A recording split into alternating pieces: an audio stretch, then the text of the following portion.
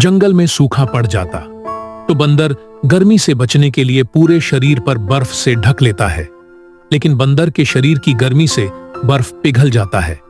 बंदर फ्रिज में घुस जाता है ताकि खुद को ठंडक दे सके, पर बंदर के शरीर की गर्मी से फ्रिज भी जल गया। गुस्से से बंदर का खून खौल उठता है। ये देख बंदर का दोस्त कछुआ अपने पीठ पर बर्फ का घर ले आता है। अब बंदर मजे से बर्फ के घर में अपनी गर्मी दूर करता है, पर कछुआ रो रहा है क्योंकि आपने लाइक, सब्सक्राइब